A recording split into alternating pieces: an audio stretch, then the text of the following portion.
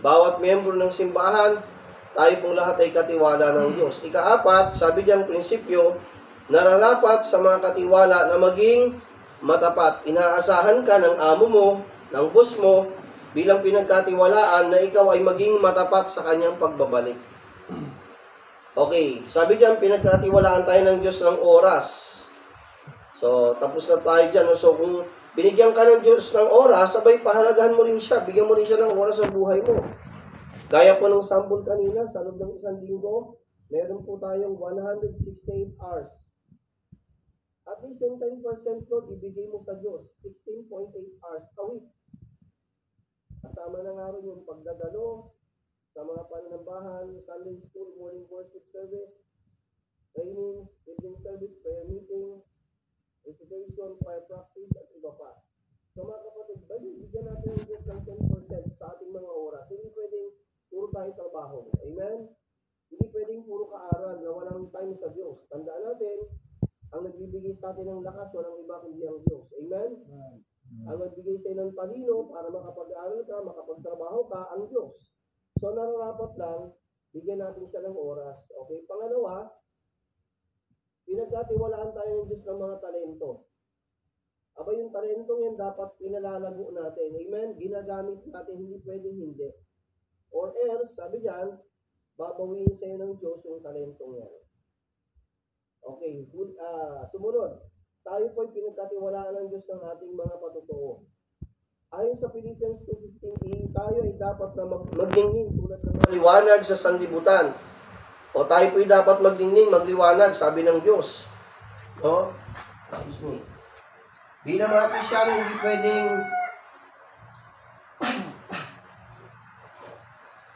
pwedeng hindi tayo magliwanag. Hindi pwedeng yung ilaw natin, mga kapatid, ay aandap-andap. Abay, kung yung mga hindi nga Kristyano, di ba, minsan nga, pag nanonood ako ng TV, di ba, yung Channel 7, Channel 2, meron silang mga, di ba, pagbibigay ng mga relief sa mga binagyo, pagtulong sa kapwa. Alam niyo mga kapatid, naisip ko, kung may gagawa nun, dapat tayo eh. Amen? Kung may umaabot ng kung may umaabot sa ating mga kapitbahay, number 1 tayo eh.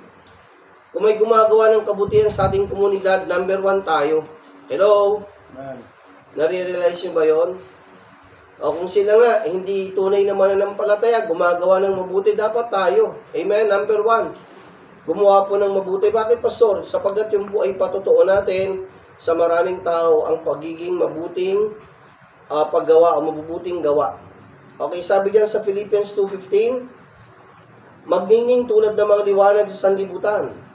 Matthew 5:14-16, ang mabuting pagkakatiwala ay may kasamang mabubuting gawa. Hindi pwedeng save ka kasi hindi ka gumagawa ng mabuti. O, di ba? Kung may gumagawa ng mabuti, dapat tayo po yun. 1 Peter 3:15, dapat tayo maging handa lagi upang magbigay ng sagot sa bawat tao na humingi sa atin ng rason sa pag-asang meron tayo. So, dapat lagi tayong handa, lalo na sa pagbabahagi po ng salita ng Diyos. So, pangatlo po yun, oras. Ano yung sumunod? Talento. Pangatlo, patotoo. Pang-apat, pananalapi. O, tatanungin ko kayo. Sino sa atin na walang pera sa bulsa ngayon? Kahit piso. O sa wallet mo. Pastor, naiiwan ko sa bahay namin eh. O doon sa bahay mo. Sino sa atin ang walang piso o isang kusing? Lahat tayo mga kapatid, ipinagkatiwalaan ng Diyos ng pananalapi. Mahalaga ang pera. Sa atin, pangangailangan natin sino ayaw ng pera? Pasang kamay. O, pag walang pera, paano mababayaran yung ilaw? Paano mababayaran yung tubig? Paano ka makakabili ng materyales sa bahay mo at iba pa? Mahalaga ang pera. Pero tayo po, bilang mga katiwala ng Diyos, tayo po pinapahalalaan ng Diyos, huwag nating mahalin ng pera. Sapagkat sabi ng Bible, ang pag-ibig sa pera ay ugat ng lahat ng kasamaan. Mahalaga ang pera, pero dapat huwag tayong papagamit sa pera. Amen? Huwag mong pakaibigin ng pera tulad ng nangyari sa ating sitwasyon ngayon sa ating bansa. Diba nakakalungkot? Kaya no wonder yung ating mga kababayan, hindi natin mapigilan, magwelga sila, mag-rally sila. Eh, isipin mo ba naman, billion-billion ang kinukurakot ng mga kontraktor, o yung iba pa sa Senado, sa gobyerno. Nakakalungkot mga kapatid. Papagawa ng project. Di ba? Yung, anong tawag doon? Riprap. Flood control. Walang mga bakal. Huwag kang magtaka. Abay, umulan lang, bumaha lang mga kapatid. Matatangay talaga yung mga sementong yan. Nakakalungkot mga kapatid. Hindi lang, ano yun ha, thousands. Hindi lang milyon mga kapatid, billion. Kaya naiintindihan natin ang ating mga kababayan. Nakakalungkot mga kapatid ng ating bansa. Kaya dapat ipag-pray din natin ang ating pamahalaan. Amen. Bilang Kristiyano, panalangin natin ang ating pamahalaan. Panalangin natin ang bawat namumuno sa ating pamahalaan. Lalo pa silang matataas. Panalangin natin sila. Abay, kung may tatakbo isang Kristiyano diyang matuwid, may suportahan. Kasi karamihan ng kurakot dyan, mga kapatid, mga hindi Kristiyano. Walang takot sa Diyos. Ang inuuna, bulsa lang nila, sarili lang nila. O, di ba, may mga sasakyang kadami? Ilang sasakyan yun? 20 plus? May dadrive mo ba yun, ate? Meron kang 20 mahigit na sasakyan. Kaya bang i-drive yun sa isang araw lahat? Yun na nga lang, isa, dalawang meron tayo, tricycle, tsaka sasakyan. Hirap na hirap natin tayo i-drive, di ba? Hindi na nga may drive eh. Nagtitipid tayo sa gas. O, di ba? Yung pa kaya na 20 plus ang sasakyan mo, 30 tayo, kaya nakapark dyan sa parking lot mo, kaya mo bang i-drive yun lahat? Abay, buti kung libo lang ang halaga, milyones ang halaga. O, mga kapatid, hindi na normal po yun. So bilang Kristiyano, tayo po'y pang-apat, pinagkatiwalaan ng pananalapi. So paano ba natin mga kapatid, hahawakan ang ating mga pananalapi? Okay, sabi dito, na para sa pamahalaan ng ating salapi, ang lahat ng salapi na mayroon ka at natatanggap mo ay mula sa Diyos. At ito ay pag-aari ng Diyos. Eh, pastor, ako naman ang nagtrabaho eh. Diba? Pastor, ako naman ang pumasok sa trabaho. Ako naman ang nagtrabaho ng 8 oras. Teka, bilang Kristiyano, huwag kang makakalimot. Sino nagbigay sa atin ng lakas? O, diba? Sino ang gumabay sa iyo mula pag-alis sa bahay, ingatan ka, papuntang trabaho, sa bumaghapon, ikaw sabihin natin, operator ka ng makina, sino nag-ingat sa iyo habang gumagawa ka? At sino nag-ingat sa iyo hanggang makauwi ka ng bahay? Di ba ang Diyos? Mga kapatid, kahit sa pananalapi, tandaan natin to, yan ay galing sa Diyos. Amen? Amen. At dapat po mga kapatid, magi tayong maingat sa paggastos ng ating mga pananalapi. Sino yung, basahin ko na lang ito, no? Basahin natin sa Deuteronomy 8:18. Sabi ito, bagaman maaari tayo magkaroon ng salapi sa pamagitan ng pagpapagal na nilaan natin, sinasabi sa atin ng talatang ito ng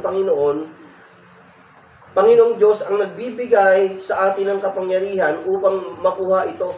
Basahin natin sa wikang Ingles. Sino po nakakita? Deuteronomy 8:18. Pakibasa nga po. Sino ba nagbibigay ng kayamanan sa atin? Deuteronomy 8:18. Pakibasa po. Yung unang nakakita.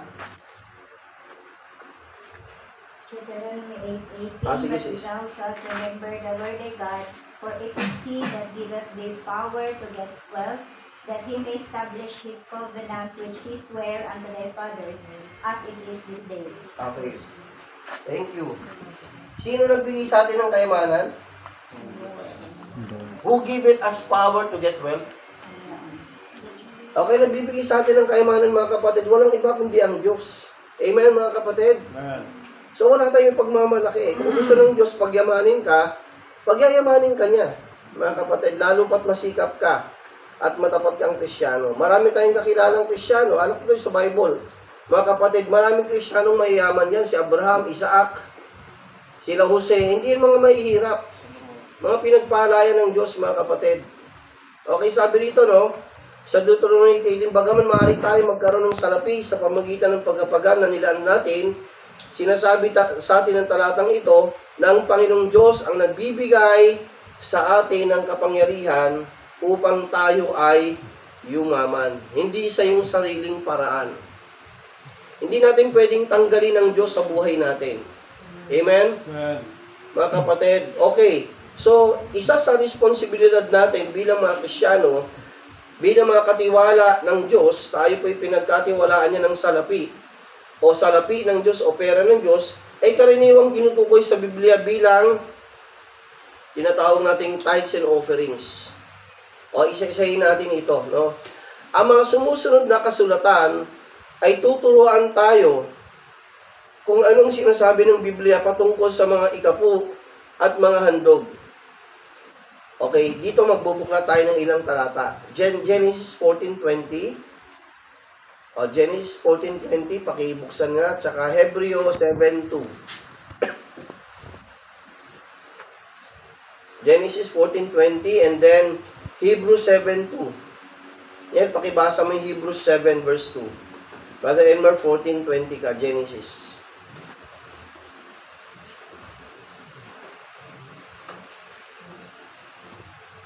Okay, pakibasa yung nakakita na. Genesis 14:20 and then Hebrews 7 verse 2.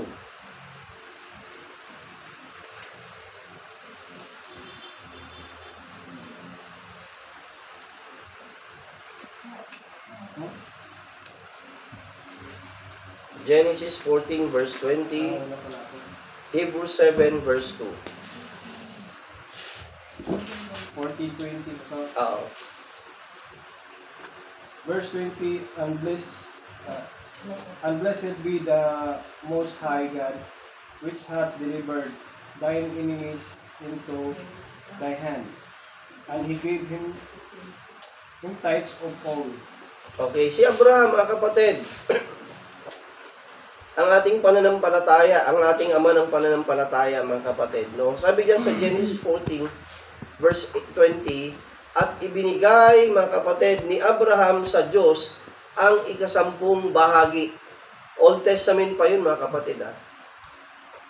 May mga nagpa-practice na. Number 1, si Abraham. Actually, binigay niya ito kay Melchizedek, yung pinakamataas na pari na tipo ng ating Panginoong Jesus. Kasi si Melchizedek, mga kapatid, wala siyang pinagmulan. Sabi sa Bible, wala siyang tatay, wala siyang magulang. Sabi dun sa Bible, mga kapatid, sa Genesis, wala siyang pinagmulan eh. Wala siyang simula. Ibig sabihin, nandun na si Melchizedek. Kumbaga si Melchizedek, tipo siya ng Diyos, mga kapatid. Kung kanino binigay ni Abraham, lahat ng ikasampung bahagi na meron siya. Pag sinabing ikasampu, 10% ng lahat ng kayamanan meron siya. Binigay niya sa paring pinakamataas sa Melchizedek na tipo ng ating Panginoong Diyos. Okay, next. Sabi diyan, mga kapatid, no, ang ikapuwa ay ikasampung bahagi ng ating natatanggap o kita o pagpapalang material. Ibig sabihin, kung ikaw ay kumikita ng 200 pesos, ang ikapu mo nun o 10% kung magkano? 200 ang sahod mo, magkano ang 10% nun? 20. 20%. Mula sa dulo, di ba? 200. Mula sa dulo, gaganon ka lang ng point. Lalaktaw ka ng isang number pa atras para hindi ka mahirapan mag-compute. Eh, paano pa so kung ang sahod mo ay 100 a week? Halimbawa lang, estudyante ka. 100 a week ang allowance mo. A week yun ha. Magkano 10% no? Magkano tithes ng Diyos? 10. O atas ka uli ng isang ganun lang, 10. O halimbawa, 1,000 ang iyong sahod sa loob ng isang linggo. Magkano ron ang tithes? O 1,000, atas ko rin ng isang zero uli. Isang number lang, 100. So mga kapatid, ganun kunin ang ikasampung bahagi. Okay? Ang kasanayan ng pag-iikapu o pagbibigay ng ikasampung bahagi ay inutos ba ng Panginoon sa lahat ng Kristiyano? Oo. Mapabago kang Kristiyano, mapamatagal ka ng Kristiyano. Tayo po'y pinag-utusan ng Diyos na ibalik ang ikasampung bahagi para sa Kanya. O, sa ating gobyerno, yung tax. Kaso nag-uupos ba ang Diyos sa pagbibigay ng tax? Hindi. O magkano ang tax natin ngayon? Hindi lang ata 10 eh. Parang 12 na, no? Plus may value added tax na 2%. Umaangal ba tayo? Hindi. O, di ba may isang araw, may nagtanong na matalinong tao kay Jesus. Sabi ng taong ito, Panginoon, tama bang magbigay kami sa gobyerno? Sabi ni Jesus, sino may coin sa inyo? Yung barya. Binigay ng isa yung barya. Eh, ang nakalagay na mukha doon, mukha ni, sino yun? Pilato ba? Si Cesar, si Cesar. Naka-engrave doon yung mukha ni Cesar. Sabi ni Jesus, kaninong mukha ito? Kay Cesar. Ano sabi ni Jesus? Ibigay kay Cesar o sa gobyerno ang para kay Cesar. Sa kabila, walang mukha, di ba? Ibigay sa Diyos ang para sa Diyos. Nakuha niyo mga kapatid, kung tayo nga, sa gobyerno nga ay kinukuhanan ka ng 12% sa lahat ng binibili natin sa grocery at iba pa. Abay mga kapatid, pagdating sa tithes, 10% ang hinihingi ng Diyos sa atin. Oras man, kalakasan, salapi man, 10% ang hinihingi sa atin ng Panginoon. Yung po yung regular. Kung araw-araw ko tumasahod, araw-araw 10% yun. Kung linggo-linggo, linggo-linggo rin ang 10% mo. Kung ang sahod mo ay 15 quincenas, quincenas din yung tithes natin. Kung ang sahod mo ay monthly, monthly rin ang quincenas na binibigay natin sa Diyos. Nakuha niyo mga kapatid? Deklarado ba sa atin yon? Mga kapatid, I hope and pray na yung po deklarado sa atin. Okay, next. Ayan, sabi dito, no? May mga ilang tao o mga Kristiyano, madalas ay ayaw magbigay ng ika-10 bahagi.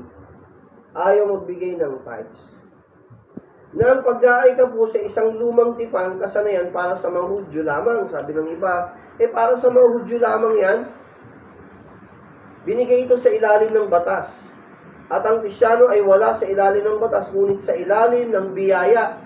Sa Roma 6:14b, gayon pa man, tingnan na masumusunod na kasulatan. O yun, binigay ni Abraham sa Diyos ang ika-10 bahagi. At sabi nito, ipinagpatuloy po ito ni Jacob. Si Abraham, namatay na. Ang anak niya si Jacob, di ba? Pinagpatuloy po ito ni Jacob. At nung namatay si Jacob, mga kapatid, pinagpatuloy naman ito ni Isaac. Isaac Jacob. At sabi dito mga kapatid sa Leviticus 27 verse 30, ito po ay kinumpirma ni Moses. Ang pagbibigay ng ika-10 bahagi. O pakibasa nga Leviticus 27 verse 30. Leviticus 27 verse 30. Pakibasa po nung unang makakita. Leviticus 27:30, Apo. and all that tithe of the land, whether of the seed of the land or of the fruit of the tree, is the Lord's. It is holy unto the Lord. Okay. Malinaw, di ba mga kapatid? Anong sabi roon mga kapatid? Lahat ng bunga ng lupa. Ano ba yung namumunga sa lupa? Mga halaman, mga trees, fruits, di ba? Yung mga punong yan, namumunga yan. Sabi ng Old Testament, lahat ng namumunga, pag sila'y mag-aani mga kapatid, binabalik nyo sa Diyos yung ika-10 bahagi. Halimbawa, etong saging totay, namunga ng 10, anong tawag doon? Piling. Yung malaki, di ba? 10. Ilang saging doon sa Diyos, ilang piling? Yung isang piling doon sa Diyos tayo, dinadala nila yung tayo sa templo. Para sa pangangailangan sa templo, pagkain ng mga pare, at iba pang pangangailangan sa loob ng templo. Pero nung time na yun, kung hindi ka naman magsasaka, ikaw naman ay nagtatrabaho, nagtitrade ka, merchant ka, ganun din naman yung 10%, binabalik yun sa Diyos. Nakuha niyo mga kapatid? Okay, sa Malakay 3:10, basahin natin. Malakay chapter 3, verse 10. Anong sinasabi ng Bible dyan? Malakay chapter 3. O basahin nga natin yung 8 para malinaw sa inyo. 3:8 to 10. Nakibasa sis. Malachi 3:8-10. 8, will a man rob God? Yet ye have robbed me. But ye say, wherein have we robbed thee? In tithes and offerings. 9, ye are cursed with the curse, for ye have robbed me, even this whole nation. 10, bring ye all the tithes into the storehouse, that there may be meat in mine house, and prove me now herewith, saith the Lord of hosts, if I will not open the windows of heaven, and pour you out a blessing, that there shall not be room enough to receive it. Amen. Alam niyo mga kapatid, napakaganda ng talatang yan. Sa Tagalog, babasahin ko yung 8. Nananakawan baga ng tao ang Diyos? Kasi nagtanong yung mga Israelita eh. Ano sabi ng Panginoon? Gayon may ninanakawan niyo ako. Hello? Makinig. Amen. Mga Israel to Hudyo. Inutusan ng Diyos. Sabi ng mga taong mga Hudyong to, ninanakawan ba ng tao nating mga Hudyo ang Diyos? Sumagot ang Panginoon. Sabi ng Diyos, gayon may ninanakawan niyo ako. Sa paanong paraan, sabi nila? Sa ano ka namin ninanakawan? Ang sabi naman ng Diyos, sa mga 10 bahagi at sa mga handog. Magkaiba yung mga 10 bahagi at offerings, magkaiba yun eh. Kaya gumamit dito ng at. Hindi sinabi diyang 10 bahagi o mga handog. Ginamit dyan at. Ibig sabihin, ang 10 bahagi at offerings, bukod yun, magkahiwalay po yun, magkaiba yun. Okay, sabi dyan, kapag hindi binibigay ng mga Hudyo, ang 10 bahagi sa Diyos, pinagnanakawan nila ang Diyos. Likewise, ang Diyos ng Hudyo at Diyos natin mga kapatid, hindi po nagbabago. Amen. Ang Diyos ni Abraham, ni Isaac, ni Jacob at Diyos natin ay the same God. Amen? Siya ang Diyos natin, hindi po siya nagbabago.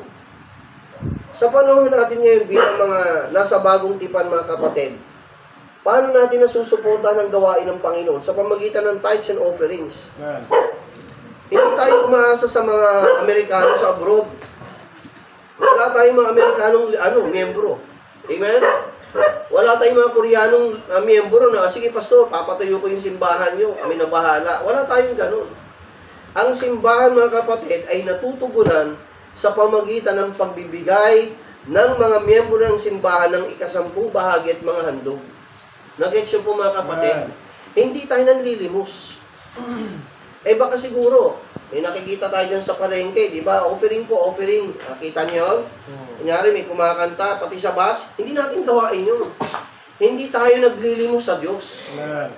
Dapat ang Kristyano pumupunta sa church, doon binibigay ang 10 bahagi ng Diyos. Amen? Amen. Hindi kung saan-saan. Nag-gets yung mga kapatid? Sabi nito, may tamang lugar para ibigay ang 10 bahagi at mga handog. Walang iba kundi sa templo, Amen. sa sambahan, mga kapatid. Okay, so sabi nito, saan nyo kami ninanakawan? So, sabi ng Panginoon, sagot ng Panginoon, sabi nito ng mga tao, mga Israelita, saan ka namin Diyos ninanakawan? Ang sagot ng Diyos sa verse 8, in tithes and offerings. Excuse me. Mga kapatid, dapat malinaw sa atin to. Ikaw man ay estudyante, ikaw man ay working, ikaw man ay nagtatrabaho, businessman ka man, may trabaho ka, maging matapat tayong ibigay sa Diyos ang para sa Kanya. Amen? Kung tutusin mga kapatid, we cannot outgive God. Hindi natin pwedeng lampasan ang binigay niya sa atin. Yun nga lang pag-ibigay ng Ama ng Kanyang bugtong na anak na si Jesus sa krus eh. Kaya ba nating bayaran yung kaligtasan natin? Hindi natin kaya. Yung ibigay mong buhay mo sa ibang tao, mamatay ka sa krus, ipako tayo, hindi ko kayang ibigay ang buhay ko sa iba. Pero si Jesus, ang bugtong na anak ng Ama, binigay niya ang kanyang buhay para sa atin. More than tithes, amen? More than first fruits. Amen. Binigay niya lahat-lahat. So bilang katiwala ng Diyos, who are we not to give to the Lord, not to return to the Lord His tithes and our offerings? Mga kapatid, kung ginagawa natin yun, abay, hindi binabalik sa Diyos ng tamang para sa Kanya, it's time to change. Amen? It's time na baguhin mo yung kaisipan. Sapagkat sabi ng Bible, very clear, you are robbing God. Ninanakawan mo siya. Okay, verse 9. Etong malungkot doon, dapat ma-realize ng bawat isa. Kapag hindi natin binibigay ang 10 bahagi sa Diyos at ang ating mga offerings, anong sabi sa verse 9? Kayo nga'y sinumpa ng sumpa sapagkat ninanakawan yung Diyos, bagaman ang buong bansang Israel. Mga kapatid, alam mo, pag hindi natin binabalik sa Diyos ang para sa Kanya, you are under curse. ikaw ay nasa ilalim ng sumpa. Sino ba sa atin ang gusto masumpa? Ako ayoko eh. Kaya mga kapatid, nung nalaman ko ito, mga kapatid, that was 26 years ago. Unang dala ko nun sa Lighthouse Dasma. Nandun ako sa bandang gitnang upuan. Sabi nung offering, ibigay daw ang tithes. Ano ba yung tithes? Sabi ko nung kay Brother Bobby, Bert, ano ba yun? Nasa Bible ba yun? Kasi nakita ko pa sa kanila, total ng tithes at iba pa, offering. Nasa Bible ba yan? Binasa sa akin itong Malakay 3:8, tinanong ka, no? Pag hindi ko pala binibigay sa Diyos yung ika-10 bahagi, 10% ng sahod na meron ako na binigay ng Diyos sa akin, ninanakawan ko siya. Ay sabi ko, sakto, next week sasahod ako sa company na meron ako. Kasi nagtatrabaho ko sa Euromed silang laboratories. Mga kapatid, doon ako nagsimula. Sa totoo nga lang, mga kapatid, struggle pa eh.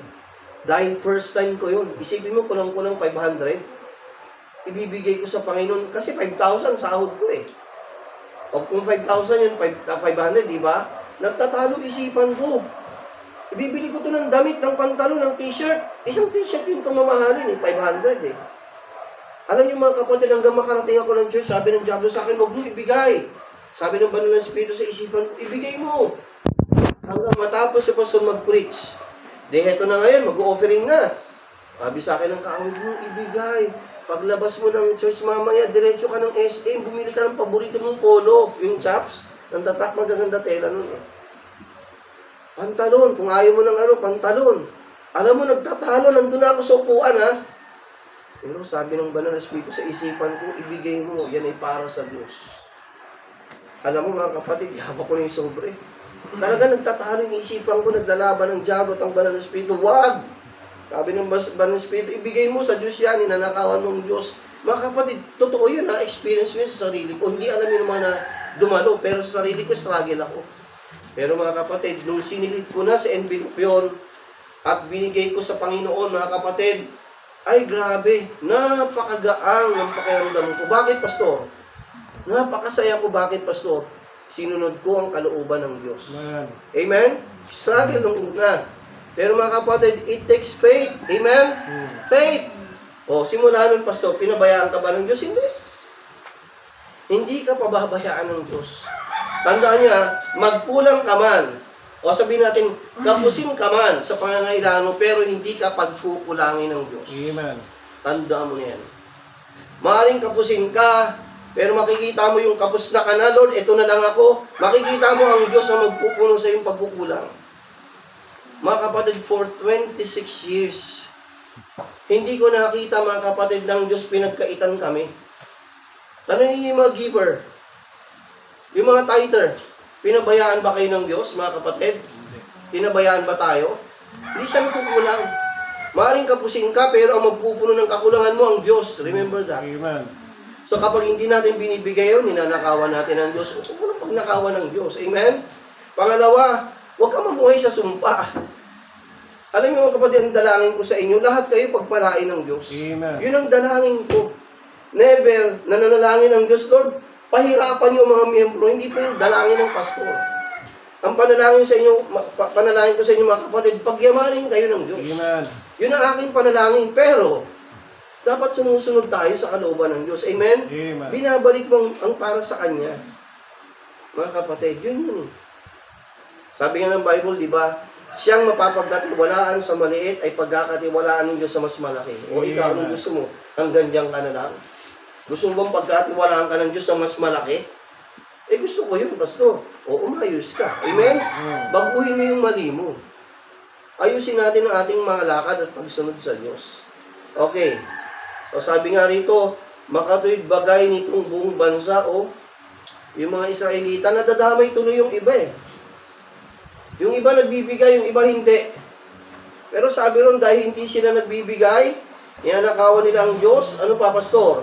Sila'y sa ilalim ng sumpa. Pangatlo, nadadamay ang buong Israel. Hello. Sa ating simbahan, hindi man tayo ganun pa karami at malaki. Alam niyo mga kapatid, kung minsan para bang nagiging mabigat ang biyaya sa ating pastor. Hindi ko alam, hindi ko sinasabing ikaw, kayo. Mga kapatid, kahit ako. Baka naman kasi, hindi natin binibigay sa Diyos ng tama ang para sa Kanya. Hello? Hello mga kapatid? Amen. Abay, kung binibigay mo ng tamang para sa Diyos, do it. Amen? Again and again, huwag kang manawa. Ngayon, kung hindi mo ginagawa yan, it's time to change. Huwag kang mamuhay sa sumpa. Hello mga kapatid, huwag tayong mamuhay sa sumpa. Hindi tayo pagpapalain. Okay, excuse me. So, yun po mga kapatid, no? Ang ating, ang sabi sa atin ng Panginoon.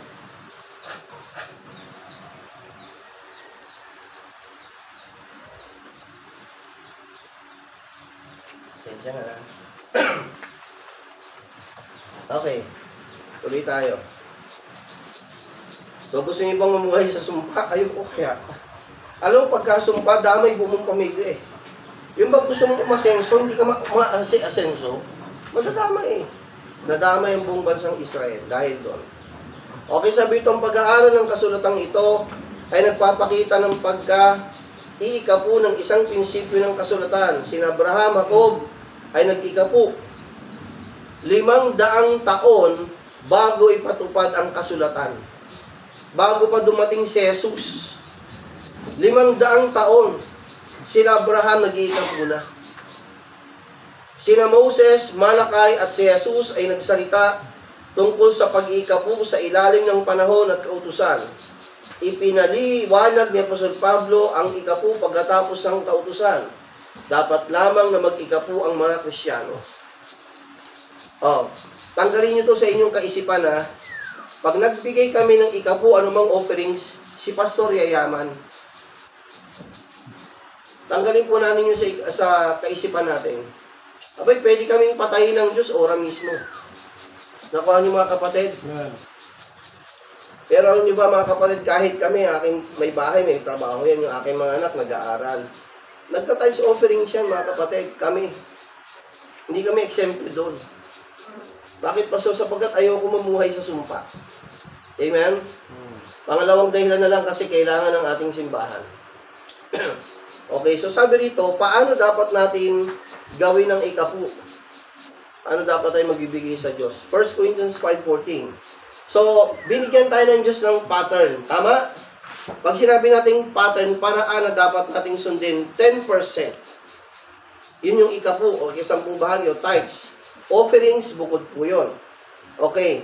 Sabi sa 1 Corinthians 5:14, sa ilalim ng kautusan, ang pag-iikapu ay inutos.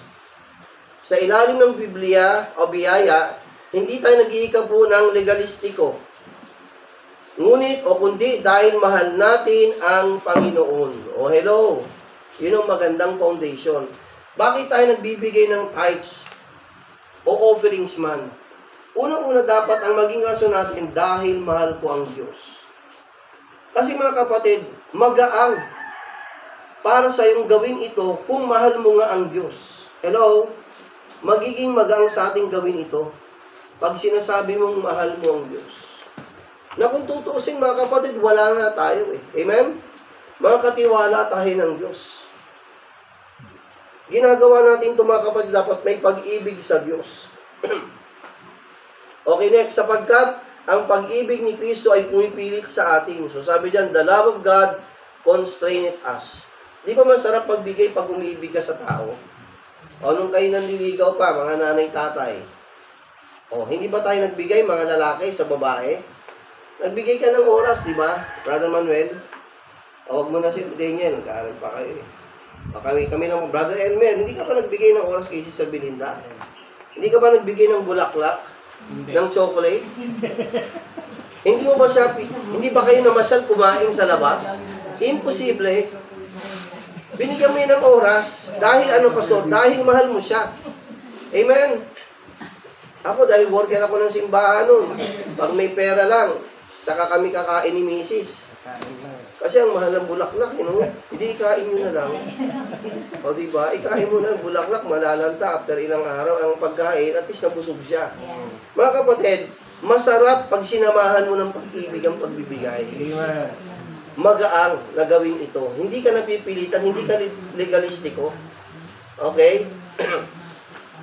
Sabi ito, sa tingin mo ba, ang Diyos ay hingi ng mas kaunting pag-ibig, mas kaunting pananampalataya, at mas kaunting masayang pagbibigay mula sa isang bagong tipang Kristyano kaysa mula sa isang Hudyong nasa ilalim ng kautusan? O, ang pag-iikapu para sa Kristyano ay hindi isang usapin ng pagkaalipin. Nagbibigay tayo mga kapatid sapagkat mahal natin ang Diyos. Amen? Nagbibigay ka sapagkat lumaya ka na sa sumpa. Hello nyo mga kapatid, naintindihan po ba? Okay. Saan dapat ilagay ng isang Kristyano ang kanyang ikapu? O saan dapat natin ibigay ang ating ikapu? Ayon sa Malakay 3:10, ang ikapu ay dapat dalhin sa kamalig. Pag sinabi natin kamalig, para bang imbakan siya. Para sa mga lumang tipan, Hudyo, ang kamalig ito ay kabangyaman ng templo ng Jerusalem. Ayon naman sa Acts 4:35-36, Acts 5:2, dinala ng mga Kristyano ang kanilang ikapu at handog sa paanan ng mga apostol kung saan sila nagtitipon. Amen? Kung saan nandun ang simbahan, doon dinadala. 1 Corinthians 16:2, sinabi na impukin ang mga ito sa store o sa kamalig. Ang mga sumusunod na talata ay pinapakita ng store na ito ay ang simbahan ng ating Panginoon. Kung saan pinadala ang sulat na ito, ngayon ang storehouse para sa inyong ikapu at mga handog sa iyong iglesia o simbahan, hindi plano ng Diyos para sa iyo na ibigay ang iyong ikapu saan man mamanaisin. Dapat ay binibigay sa simbahan. Amen. Yun ang tamang paraan. Okay. Bakit dapat natin ilagay ang ating ikapu sa ating simbahan? Sabi niyan, upang magkaroon ng pagkain sa aking bahay, sabi sa Malakay 3:10. Kasi nung unang panahon, yung mga pari nakain eh. Halimbawa, nag-ari sila ng tupa. Sabihin natin, meron kang 10 tupa. Yung isang tupa, inalay mo sa Diyos, kakatayin nila yun. Siyempre, pag ginata yun, yung hita nun, yung ibang parte, kakainin ng mga pari naglilingkod sa templo. Yung dugo nun, yun yung iwiwisit nila dun sa Holy Holy sa altar. Kasi sa Diyos yung dugong yun ay mabango sa Panginoon yun, mga kapatid. Yun ang ginagawa nila. Pagkain ng mga pari sa templo. Okay, basahin ng 1 Corinthians 9:13. Ibinahagi ng verse 13 ang lumang tipang kasanayan.